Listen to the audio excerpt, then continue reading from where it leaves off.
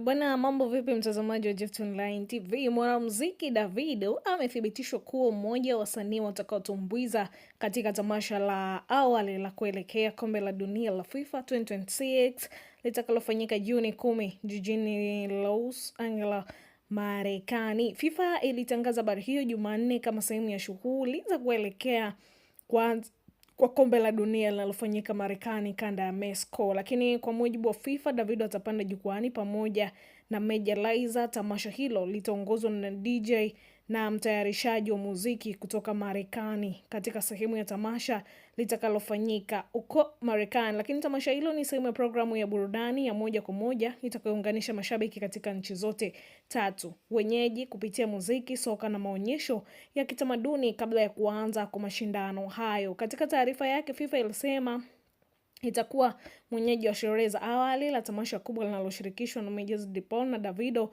ambao ni wasanii wa kwanza kutangazwa kwa usiku unaotarajiwa kuwa wa kipekee wa muziki wa soka na utamaduni. Tamasha hilo litafanyika katika ukumbi za Capro Arena, ambapo milango itafunguliwa saa 11 jioni kuanzia saa za huko, lakini maonyesho ni ya moja kwa moja yanatarajiwa kuanza saa 1 baadaye. FIFA imeeleza kuwa maonyesho ya kutoka Laos yataunganishwa na matukio mengine yatakayofanyika kwa wakati mmoja katika mji wa Toronto City, na hivyo kuunda sherehe ya kipekee inayovuka mipaka.